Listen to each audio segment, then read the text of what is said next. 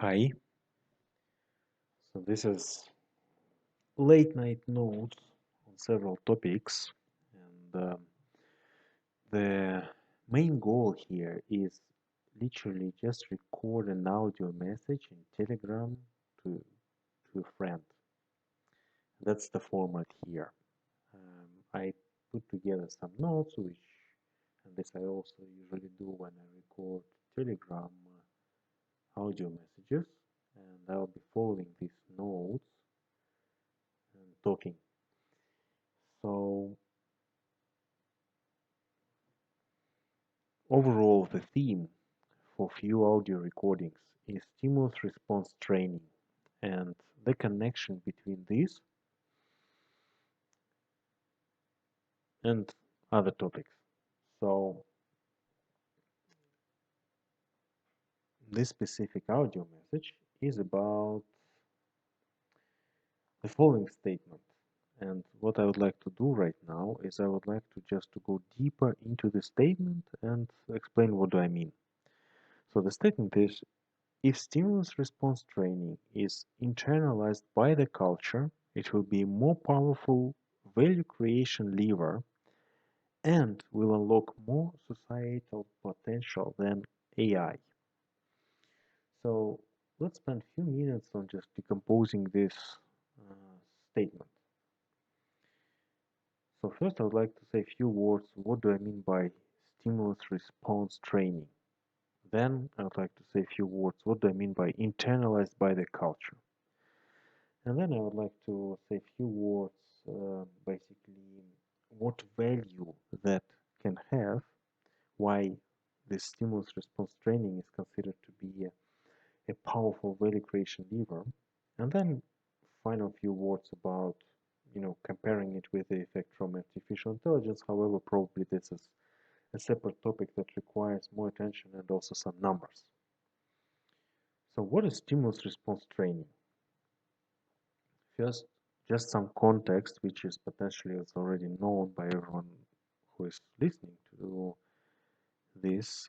Um, and by the way, yeah, the reason this is recorded is just to share some ideas, some thinking here, and identify those who are curious in the topic and who would like to continue the conversation on the topic. And let's find out what could be the possible formats. So, stimulus response training. Context that potentially is known by everyone. So, a stimuli is an event, a situation, a thought, an action or emotion of others, and so on and so on. So, a stimuli is something that triggers a response. Yeah, since it's late night, there will be also maybe once in a while some yawning. Let's see. And what is a response? So, a response is responses are my thoughts, my actions, my emotions, the triggered values, the core beliefs activated, past experiences, and so on. So the stuff that is triggered and activated by the stimuli.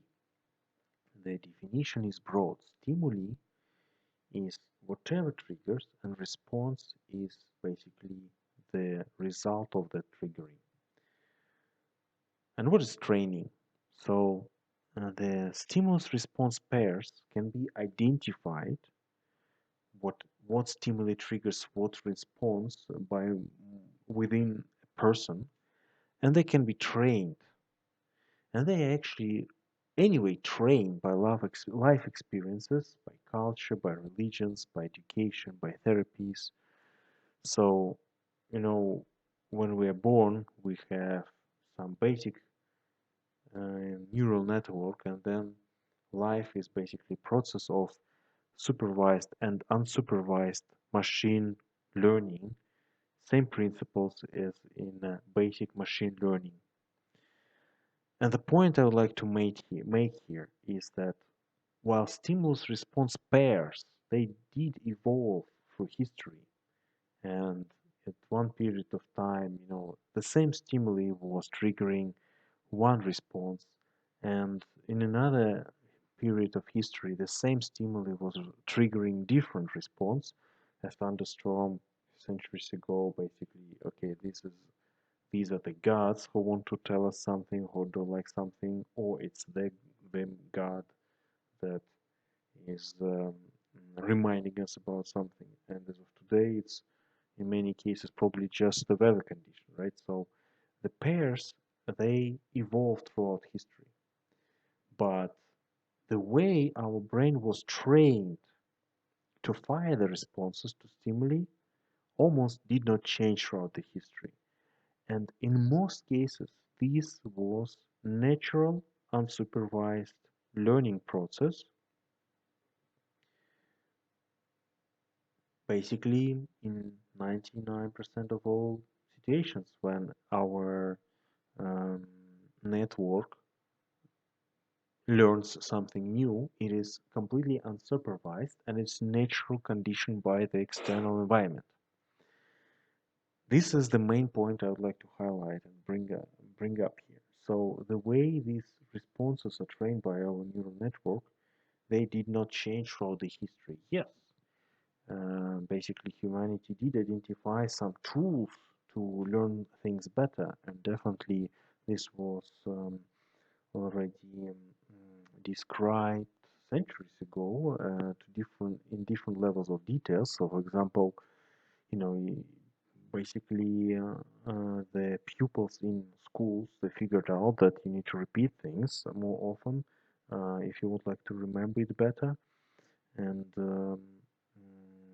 you probably need some positive or negative feedback for the right actions and like some positive feedback and punishment for the wrong response in order to um, adjust the network.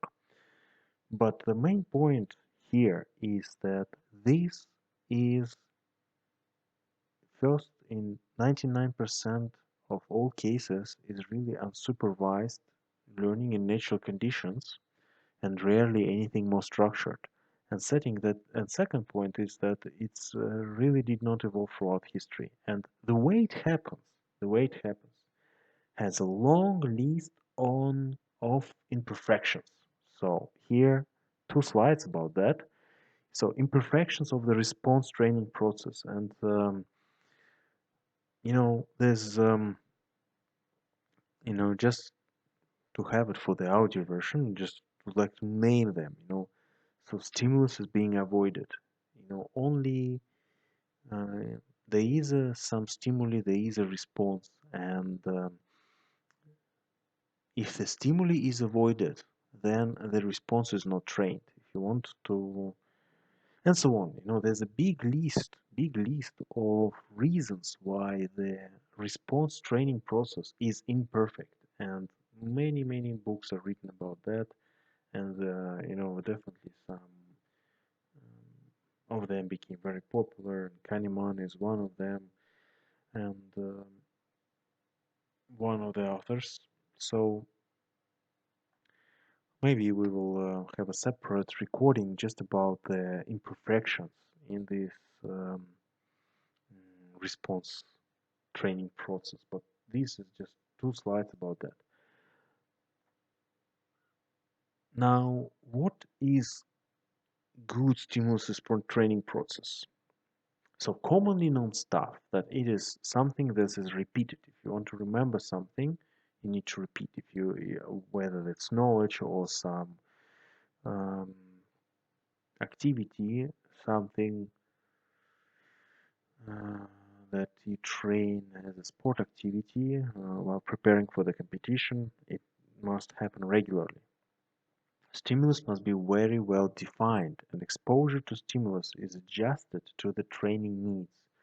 So exposure, this is part of the exposure therapy. If you want to adjust your reaction to some stimulus, you also need to start with a stimuli that is with a stimulus that is easier to handle and to train the basic reaction towards, and then you adjust the exposure, increasing the volume of irritation and the stress level of the stimuli if you want to adjust your response. um, And third point is response is mindfully, proactively defined by the individual with the supportive assistance of others, not but any external force. And this is also the core of all these client-oriented therapies and therapies overall, as well as coaching. That it's, you don't want to give a person any high-level instruction on what should happen. It should be defined mindfully and proactively by the person who wants to adjust his or her stimulus response pair. And point to highlight I would like to here, these are these four additional points. So response is defined on many levels. This is something that is extremely important. Response must be defined on many levels, and this I see nowhere in most of the sources that I come across.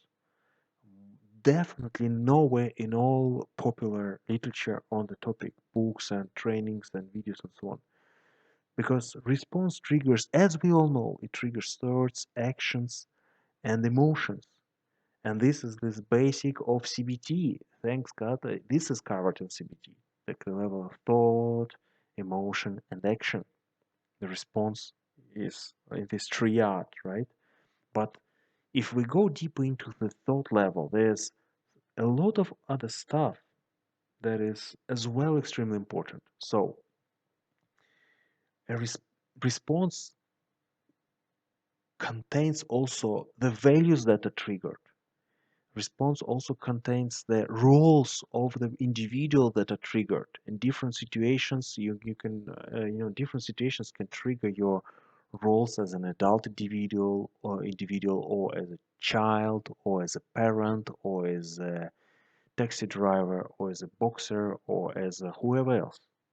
So different stimuli triggers different roles of a human being, and different memories are activated. So, some relation to the past experience that is similar to the current, past memories of the similar event are also activated.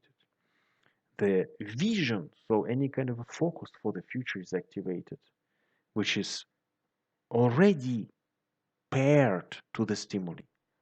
And one last piece here is feedback. So feedbacks, were for the individual himself or herself also triggered. It's also part of the pair. There is a stimuli, there is a reaction, and there is a feedback towards the reaction that happened. For example, there's a stimuli, then the reaction is okay, I'm afraid, and also the feedback, okay, is negative towards the myself. Or there's a stimuli, there's a reaction exactly the one I wanted, and there's a positive feedback to myself. Okay, that's amazing and great that I did that. Now, um,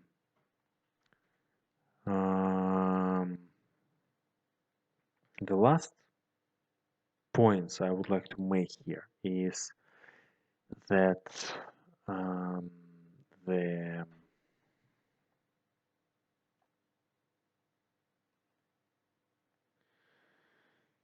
yes. So second point here is anyway there are enormous amount of different stimulus response pairs that we can identify, and as of basically today they are not properly prioritized and ordered across wide range of topics. So yes, like for example, I'm preparing for exam in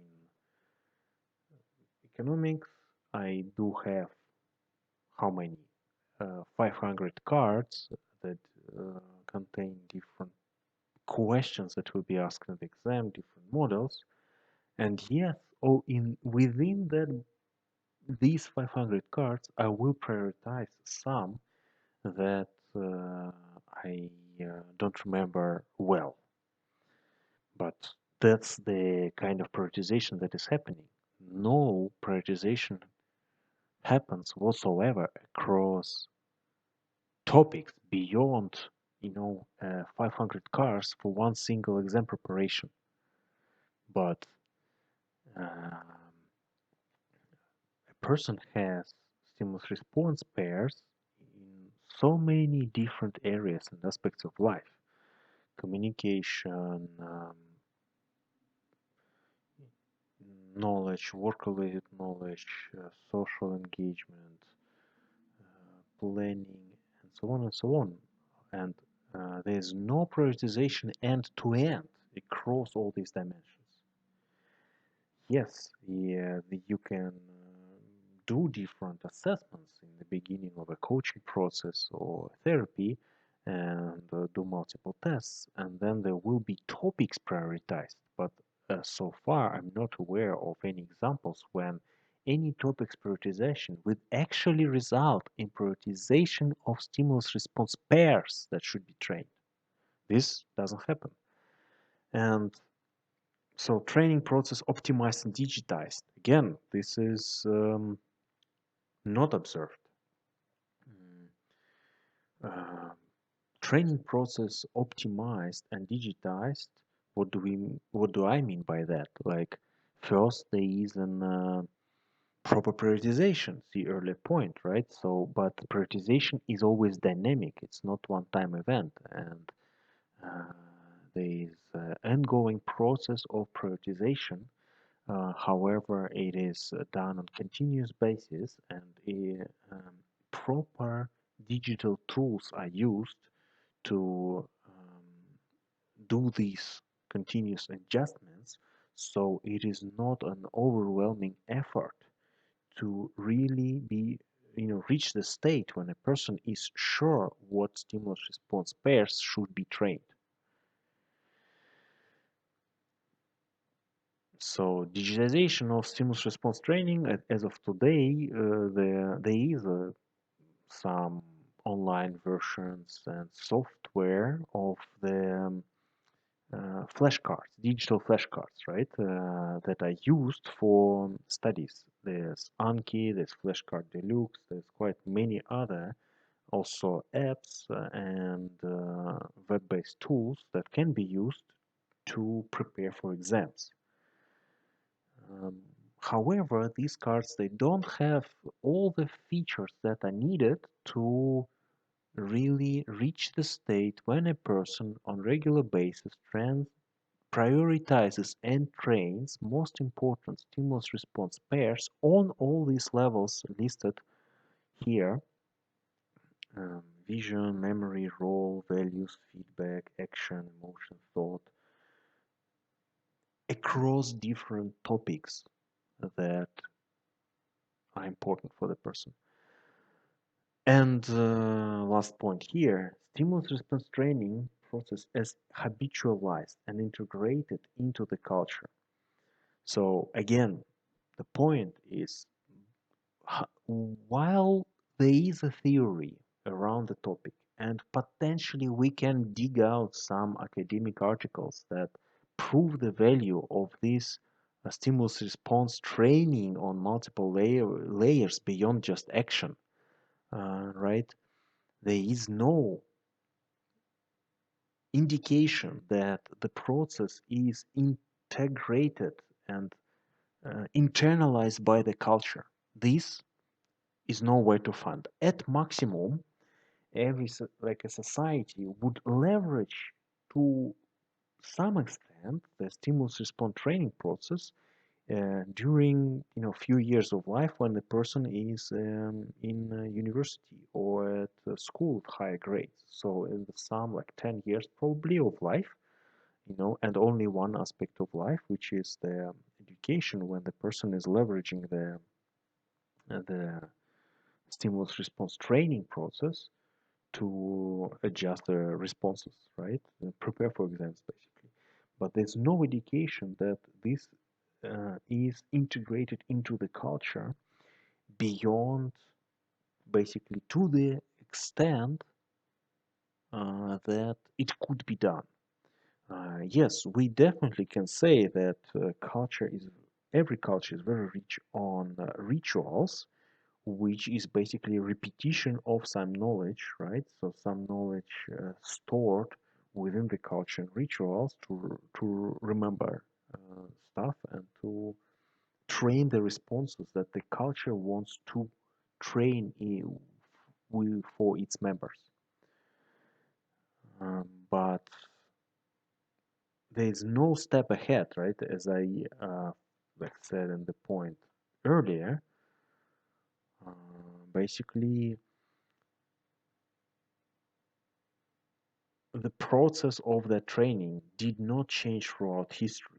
Yes, cultures do train their responses. We agree with that, but still, nothing happens beyond this traditional way.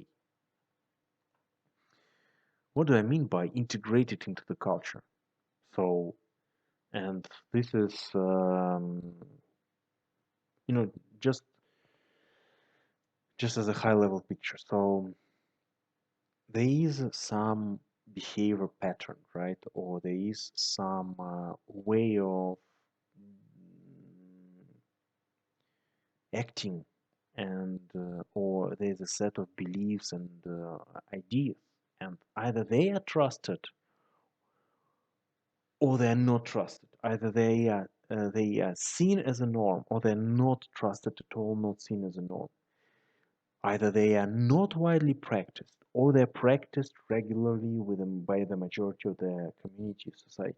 Either they're not accepted and considered to be um, heretics, or they're widely accepted and accepted as basically a norm and expect as an expected behavior and so on. Either these practices are ignored or they are popular. Either they are actively avoided as a danger for the existing culture, or the society holds attention on these practices and considers them as the core of the culture and considers them as a norm.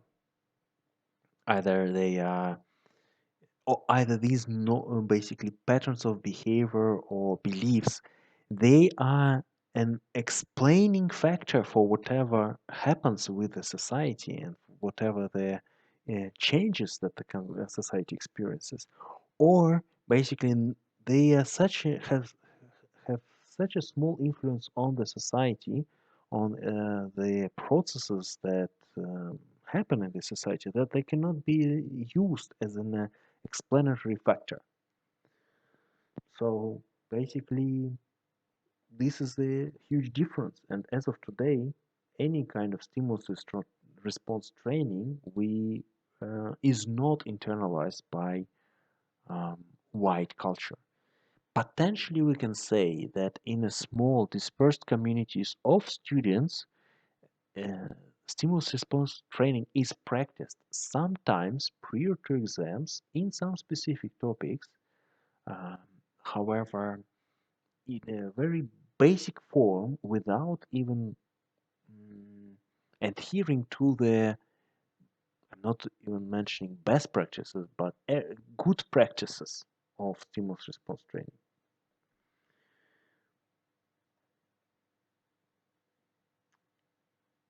As a step back, um, just to spend maybe 1 minute on that slide. I mean, overall, um, if we say that this response training, by leveraging the best practices of it, can be helpful, what do we mean by that? Okay, we just to load some concepts here, right? We have a society, and we know everything is extremely specific and extremely different. However, we there is there is this concept, and it's not a fact. It's just a concept or just paradigm in which the society tend to think. And there is some kind of a current state of maturity of the society, and if and there is a perception that there is a dimension between war all against all when the society just disintegrates and some kind of an ideal society of psychologically mature wise members.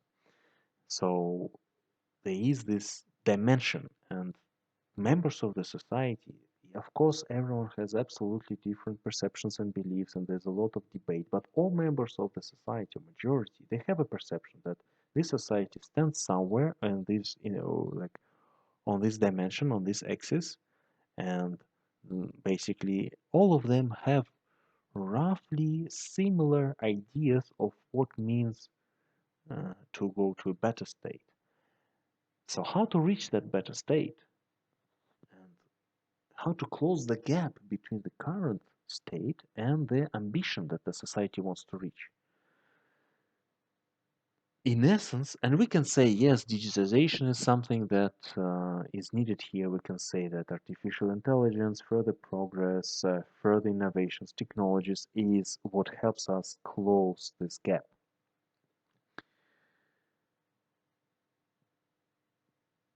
That would be one of the solutions. And another point here, possible solution is to close the gap means to update the stimulus response pairs. A more mature society consists of individuals that respond to stimuli in a more mature ways. This would be one of possible definitions that can be used here.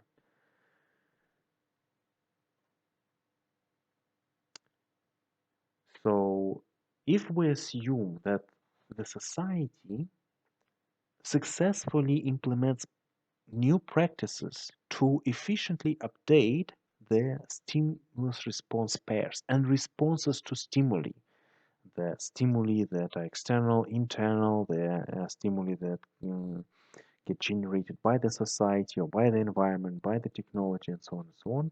What is the result? So there is a change that happens. So, for example, healthcare costs decrease, and this change happens through healthy habits of the members of the society. The members of the society successfully, efficiently updated their habits towards healthy habits. So cost of delinquent behavior decrease just because there's less delinquent behavior. That change happens from mindful people that make wise decisions regarding their behavior. And while sometimes there is a behavior that is more rational for an individual but not permitted or not welcomed by the society, however, there is quite often, I would say, um, that an individual is irrational and harms both himself, herself, and their environment, the society. Successfully identifying this and adjusting this uh, pattern towards the reactions that are welcomed both by the individual and the society is a strong step and big step towards a better state. So, and other examples like material consumption stabilizes, social capital and social bonding increases just because whatever as of today we are taught every single day as important values of the society are also internalized by the individuals. Whatever they welcome as values and whatever the individuals want to follow as values actually gets internalized and gets converted into real actions by the individuals. So social capital and social bonding increases. Yes, this we mentioned. Speed of social change increases just because, I mean, if the change must happen through media policies and propaganda towards whatever we think is the right value. That's one speed of change. But when every single individual or many individuals have the concepts of this basically machine learning, that they can conduct, impose on themselves, I would assume the speed of social change increases a lot. And average psychological maturity of individuals increase, which also basically result in um, higher average societal maturity, psychological maturity of the society.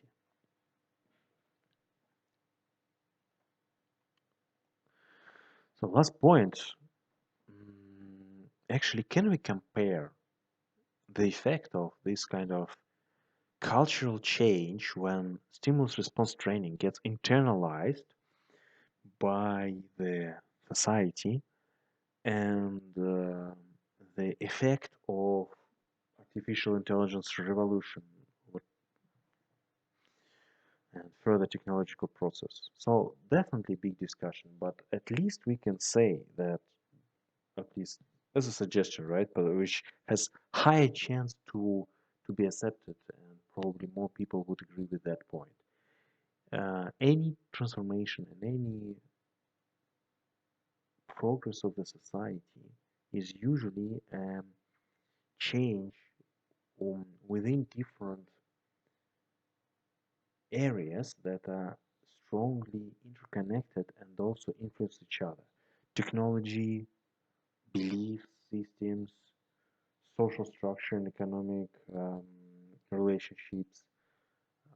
We can connect here even more, like social institutions and so on. But then there's, of course, enough debate how to categorize these groups. But the point is, there are areas of change: technology, religion and beliefs, social structures, and the social institutions, whatever naming conventions and categories we utilize here. The main point is they are more than, the change and the transformation of the society is more than just the technological transformation.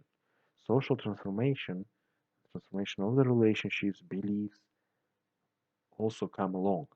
And these areas, of course, are interdependent. So now the question that I ask, like, are the changes balanced today, or we had enormous amount of technological transformations recently, while the social transformations did not happen and they are lagging behind? And do we need another technological transformation today? Yes, of course we need, but the impact of it, uh, wouldn't it be diminishing marginal impact and returns if we have a fourth technological revolution transformation in a row? Or maybe we should have a look at some other aspects of the society where the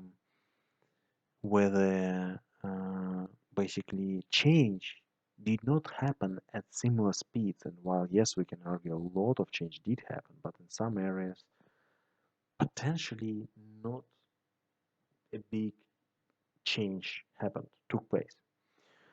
So another argument here, tech transformation, this is an indirect impact on total societal impact, indirect influence on this total societal impact that we like measuring today. And if we talk about the transformation of the way external environment influences our responses as basically this individual as a neural network, isn't it something that has direct impact on um, the well-being? The last point here, sometimes I tend to believe that tech is just the tip of the iceberg. However, if we are addressing such aspect as this stimulus response process that happen with every single individual, every member of the society, and we um, mm, we transform this happens, we really address the whole iceberg or the bottom of the iceberg, something that is covered with the water, but something that is much bigger than just the tip of the iceberg and the technology. That's all.